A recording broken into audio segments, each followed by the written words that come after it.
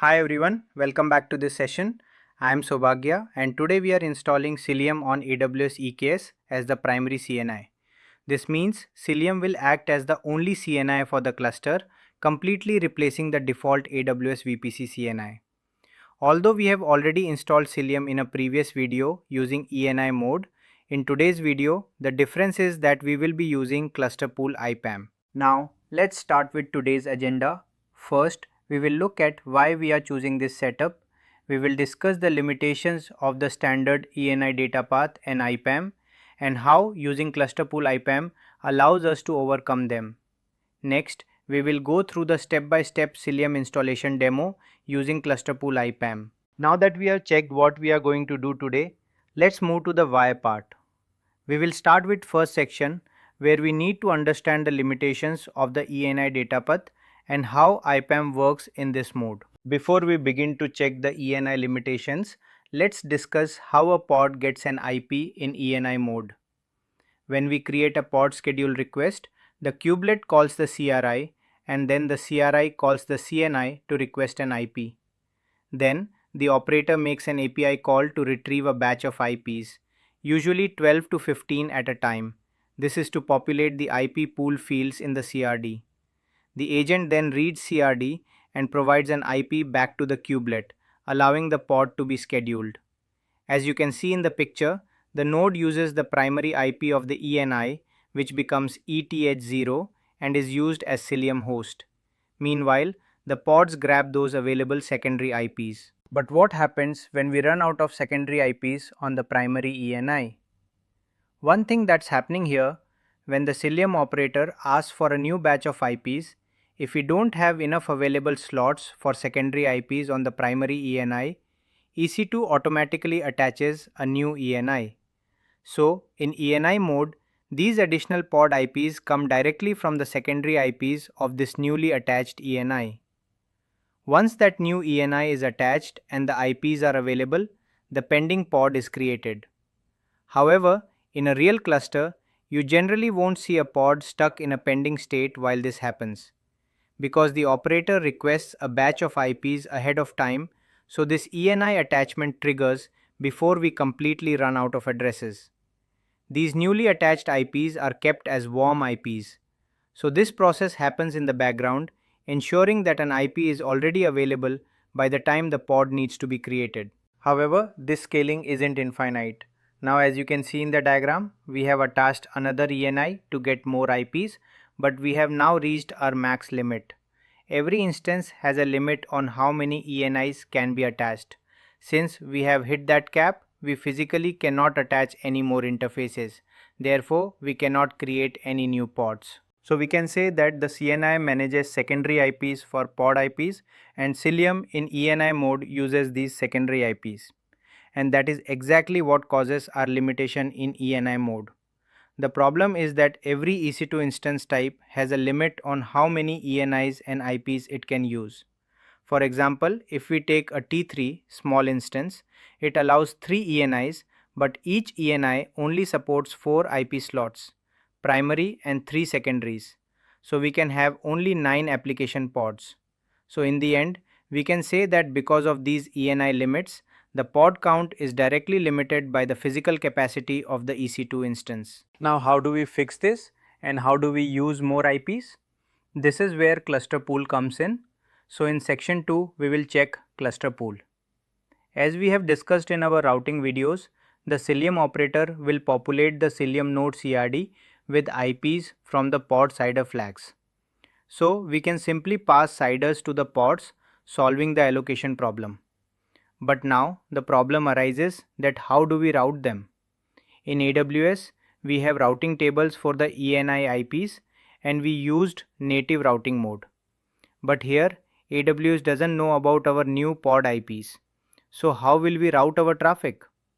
This is where the tunnel comes into the picture. We just create a node-to-node tunnel. So for ClusterPool to work, we don't need complex networking. Just a tunnel and the IPs we are passing. Now if you take a look at the video, you can see the config map fields. ClusterPool IPv4 pod CIDR list is set to a custom CIDR of 10.200.0.0/16. This represents the entire cluster pod CIDR. ClusterPool IPv4 mask size is set to 24, which is the mask size assigned for each node. And when you take a look at the screen, you can see that my node IP is on a completely different CIDR, 192.168.x.x, which comes from the AWS ENI. But for the pods, we have a different CIDR entirely. You can see all the pods are running with 10.200.x.x addresses. In this slide, you can see that while the node's ETH0 IP still comes from the ENI's primary IP, for pod IPs, we no longer call the EC2 API. Instead, the operator reads the pod CIDR range from the config map and assigns those IPs directly to the pods. And that concludes our why cluster pool part. Now, let's go to the demo steps. Ideally, there are 4 steps to be followed for the demo. The first step is to check the specific requirements needed for this installation. Then in the next step, we will proceed to create the cluster. We will do this in 2 parts. First, by applying the cluster configuration, and then by applying the node group configuration. Once the infrastructure is ready, we will deploy Cilium using Helm charts, which is our third step. Finally, in the last step, we will perform connectivity tests to confirm that everything is working correctly. Now let's move to the next slide and discuss the requirements for standalone mode. All the requirements here will be exactly the same as what we talked about in the Cilium installation in ENI mode video. If needed, you can check the previous video for more detailed information. I'll provide the link in the description below. If we make a quick summary, we only really need to focus on requirement 2 and requirement 3. According to requirement 2, we must disable the AWS node daemon set. This is to ensure that Cilium acts as the only CNI in our cluster. According to requirement 3, we need to enable private networking for our node groups. As for requirement 4, the taint, it is not required for a new cluster, so we can skip that for now. Now let's move to step 2, creating the cluster. This step is also exactly the same as our previous installation in ENI mode. We are simply defining the infrastructure that will host Cilium. If you look at the configuration on the screen, on the left side we are defining the cluster config. The most important line here is disable default add-ons to true. This is because it prevents EKS from automatically installing the AWS node VPC CNI plugin. On the right side we have our node group config. Here we are enabling private networking to true to ensure our nodes are not exposed to the public internet, and we are attaching the standard IAM policies required for the nodes to function. And finally, we can use eksctl to apply these two manifests. One important note: because we disable the default networking add-on, nodes will initially join the cluster in a not ready state. This is expected because we don't have any CNI in the cluster yet. Now that our node is created, let's move to the installation. If you look at the Helm flags on the screen, you will notice something missing. I am not passing ENI enabled IPAM to ENI or routing mode to native. Why? Because, as we know, if we do not pass any IPAM mode, Cilium defaults to cluster pool mode automatically.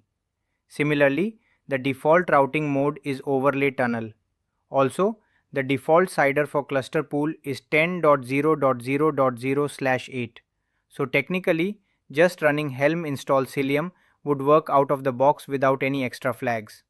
However, if we want to configure a custom CIDR, we use the operator flags. We use setipam.operator.clusterpool IPv4 pod CIDR list to define our range. As you can see in the slide, this field is a list, meaning we can pass multiple CIDRs if we ever need to expand our network later. We also set the cluster pool IPv4 mask size, which is a per node configuration that controls the pod capacity for each node. Once we run this install command and verify that Cilium is running, we will perform our standard connectivity test to ensure the tunnel is working correctly. Alright, let's start the demo. As you can see, I am using AWS Cloud Shell for this, but you can use your local terminal as well. It works exactly the same way. Before we begin installing anything, let's check some information about our nodes. So let's start with kubectl get nodes. And as you can see, our node is in a not ready state. This is exactly what we expected. Since we disabled the default AWS VPC CNI, there is no networking plugin installed yet, so the node cannot report as ready. Now let's check if our core DNS has an IP or not.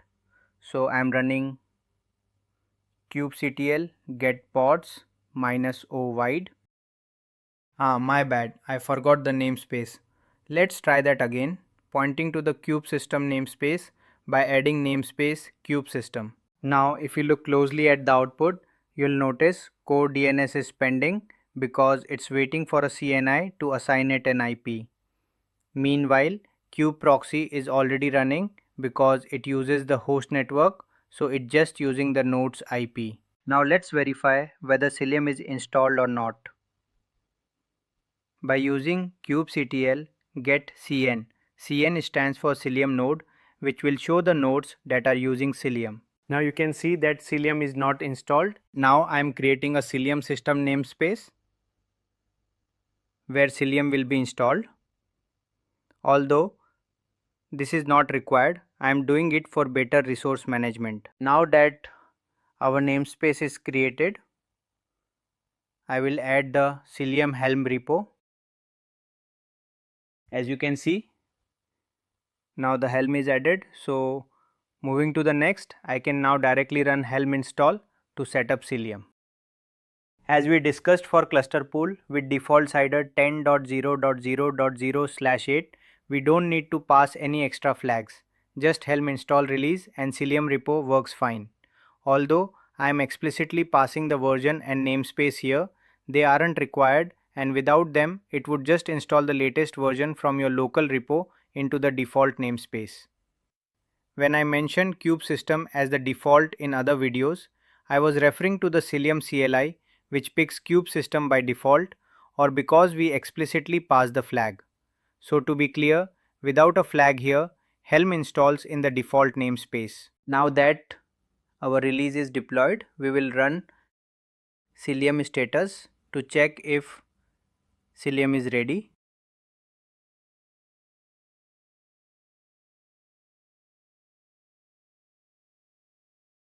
Now that all status checks are okay, let's run kubectl get pods namespace kube system to check if our core DNS is running or not. Now you can see our core DNS is running, having moved to running state. Next, let's check if our node is ready or not.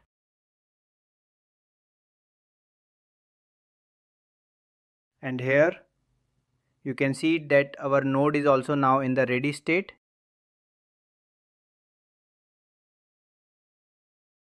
Now let's also run kubectl get cn. Now you can see we have the Cilium node CRD. I want you to pay attention to the two IP columns here. First, the Cilium internal IP. This is the virtual IP assigned to the node from our custom cluster pool, which defaults to 10.0.0.0 since we didn't override it. Second, the internal IP. This is the node's physical address. As we discussed in the starting section, this comes directly from the primary IP of the ENI on the AWS side. That means it is the address of ETH0, and anything running on the host network will get this IP. Now let us perform the connectivity test.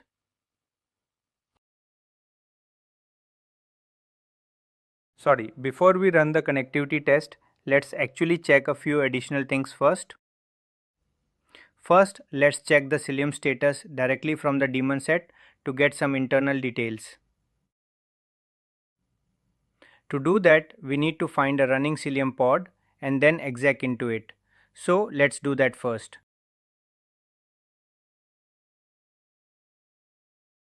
Now that we are inside the pod, let's do some verbose logging.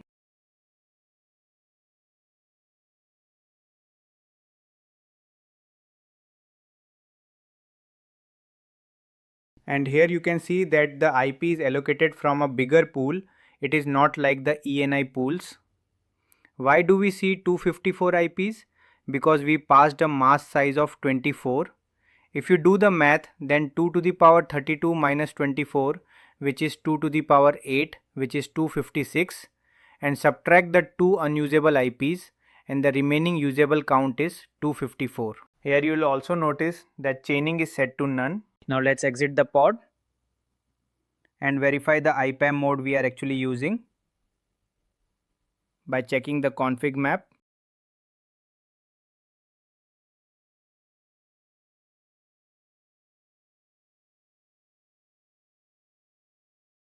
When I grab for IPAM here, we can see that IPAM is set to cluster pool. Similarly, if I grab for routing, I can see it is set to tunnel.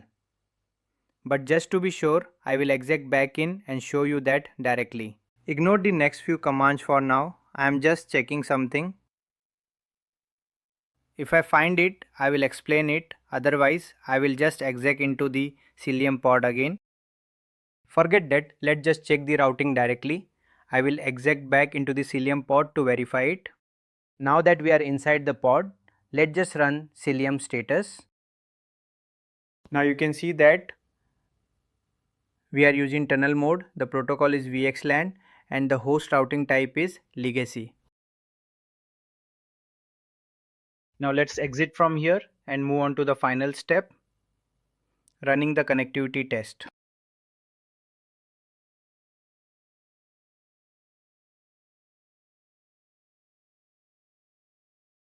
Now you can see our full test is running fine. You might notice the test cases are moving very fast because I am running this in Cloud Shell.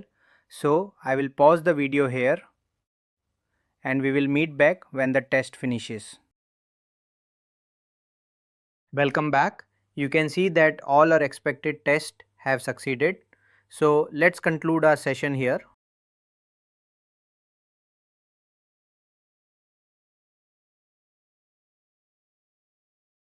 For the next video, we will look into Hubble. Thank you for watching. Bye and see you in the next video.